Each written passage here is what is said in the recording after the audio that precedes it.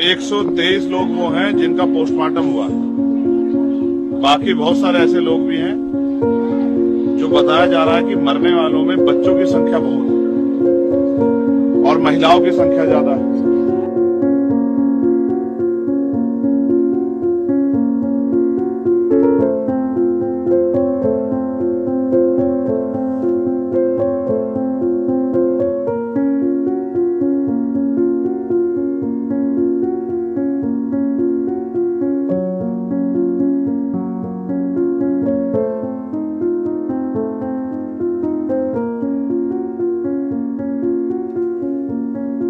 कितने लोगों की जान गई?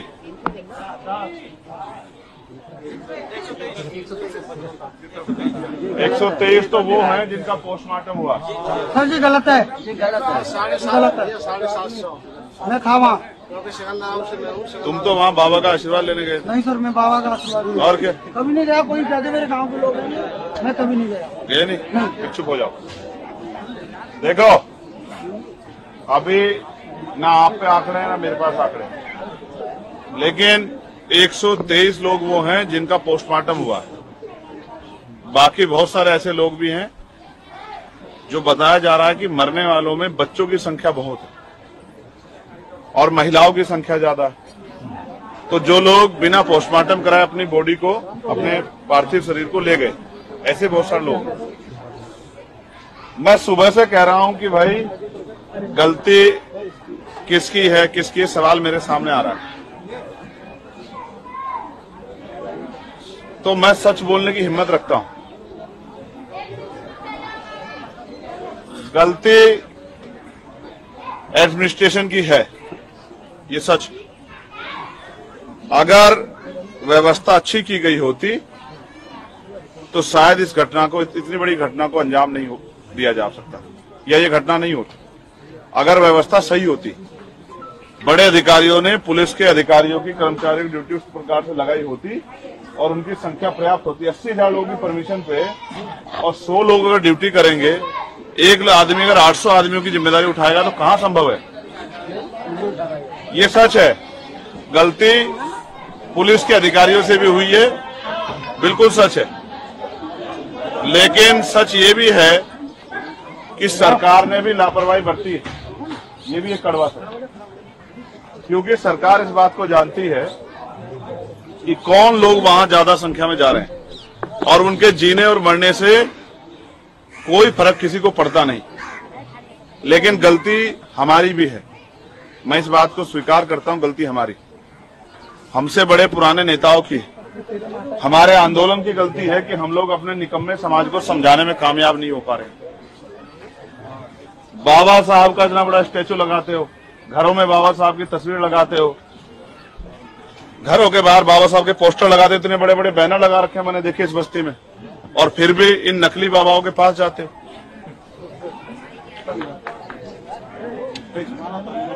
बाबा साहब अंबेडकर के संघर्षों को भूल के और वहां जाते हो ये सोच के कि आपकी गरीबी, परेशानी, लाचारी, बीमारी, आपकी समस्या बाबा ठीक कर देंगे। और तो बताओ कितनी ठीक हुई? परमानेंटली नहीं ठीक होगी क्या? अब इतने लोगों को कोई परेशानी नहीं रहेगी जितने लोग मर गए हैं, इनको कभी कोई परेशानी नहीं होगी जिंदगी में, लेकिन इनके परिवार को जो परेशानी होगी वो परमानेंट की होगी, बहुत लंबी, जब तक ये जिएंगे। जिसने अपनी बहन खो दी, जिसने अपनी माँ खो दी, जिसने अपनी बेटी खो दी, जिसने अपना बेटा खो दिया, उनके जीवन में सदैव के लिए अंधेरा हो गया। महसूस करो, अगर हम अपने लोगों को समझाने में कामयाब हो जाते कि अपने महापुरुषों के रास्ते पे चलना है और वो लोग महापुरुषों के रास्ते पे चलते तो ये दिन थोड़ा देखना पड़ता। तो हमें अपने अंदर भी झांकना चाहिए।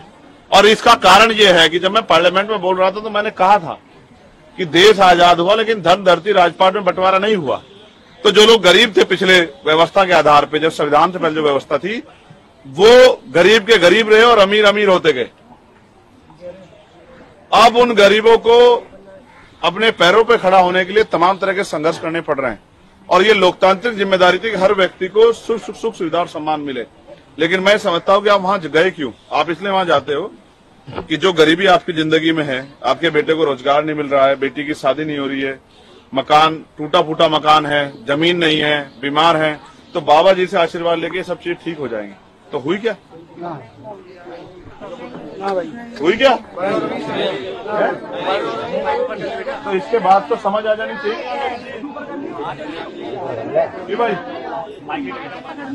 अगर इसके बाद भी समझ नहीं आ रही है तो फिर भाई आप अपनी मौत के जिम्मेदार खुद ही होंगे। फिर किसी को क्या कोसना, किसी को क्या बुरा कहना।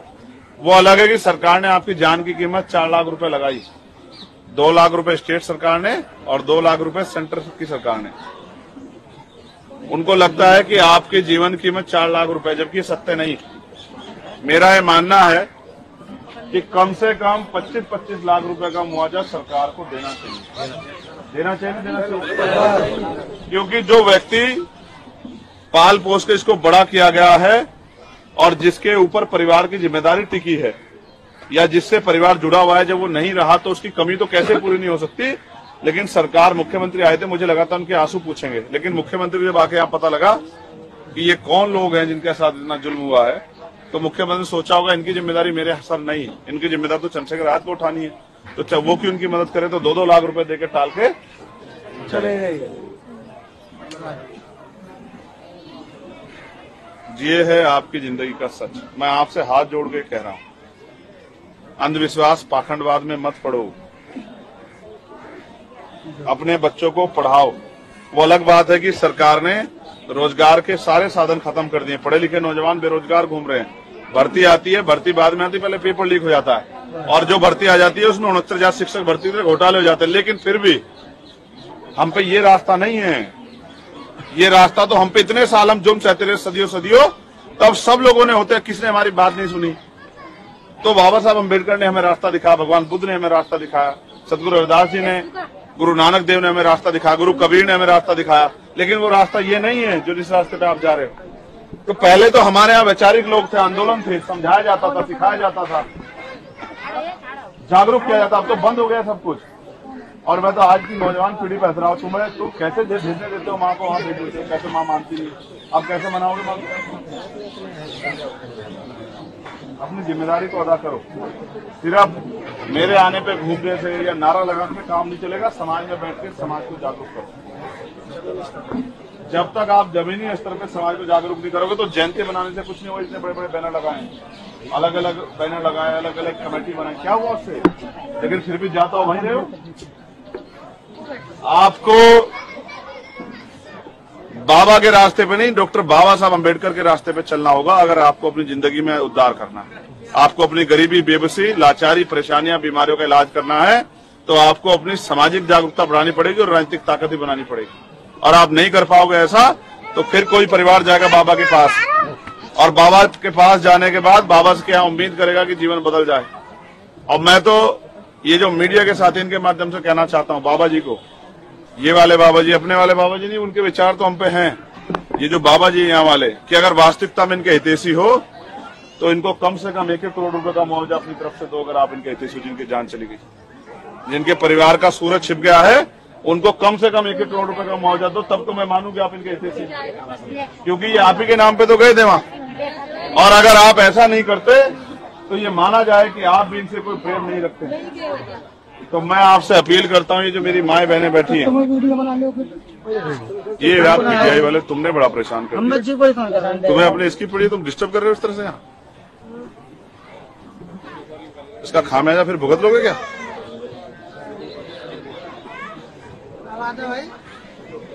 मैं आपसे हाथ जोड़ के कह रहा हूँ, अपने बच्चों को शिक्षा के रास्ते पे लेके चलो और इस अंधविश्वास पाखंडवाद से बाहर निकलो।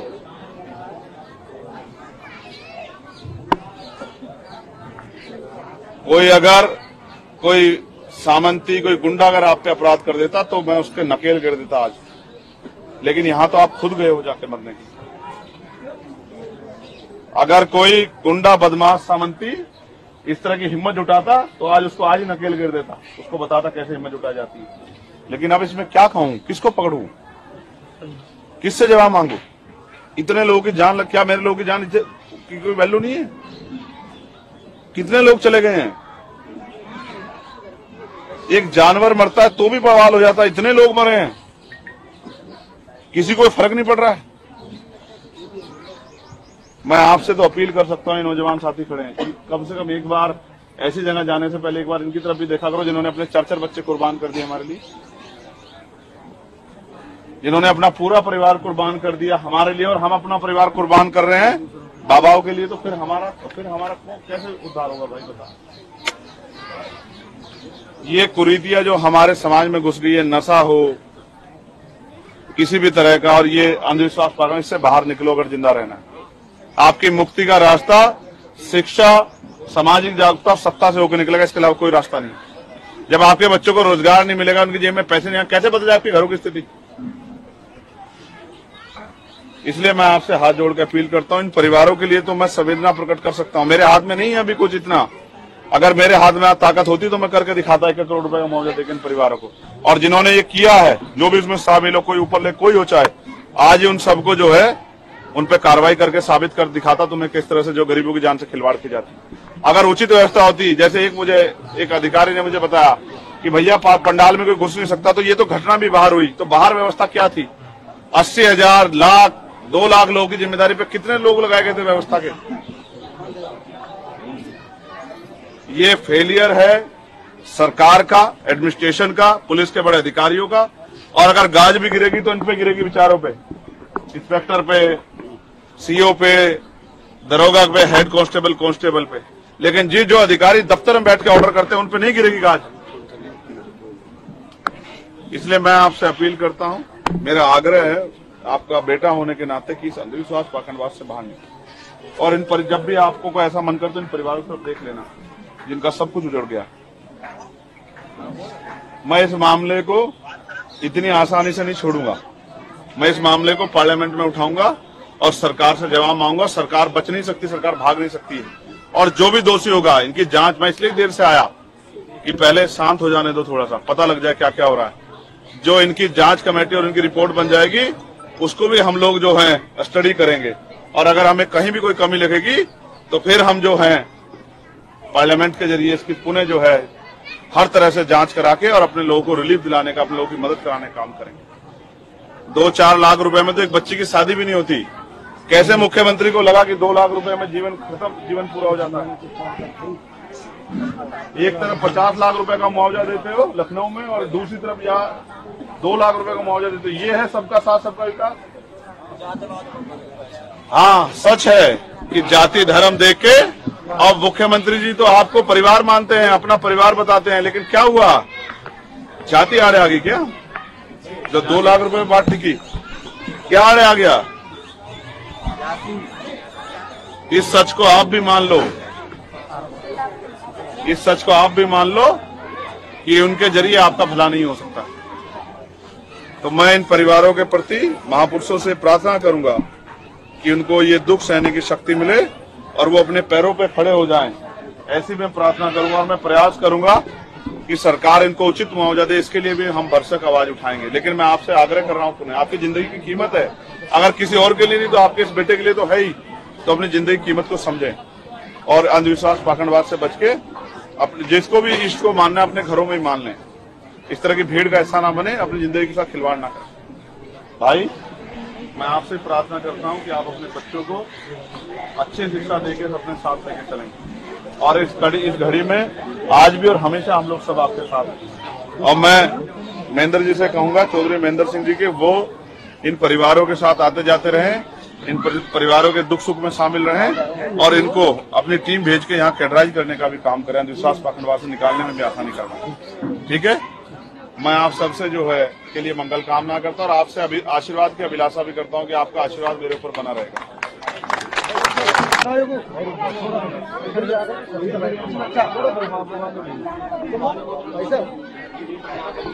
देखो, ये बहुत दर्दनाक घटना है, इतने लोगों की जान गई है।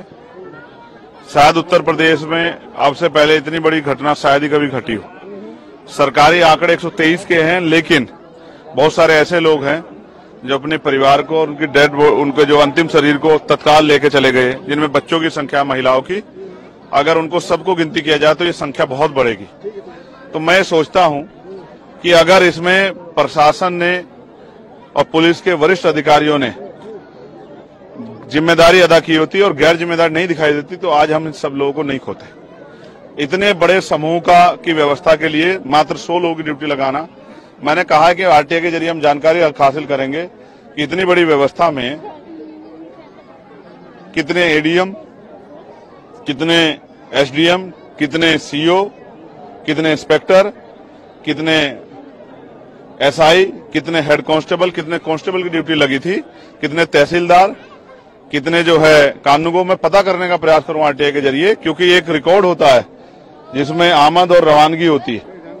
तो जानकारी हासिल करने का प्रयास करेंगे कौन कौन अधिकारियों के नेतृत्व में हुआ, और अगर वो गैर जिम्मेदारी न निभाते तो शायद आज इनकी जान बच जाती। इसमें दोषी कौन है?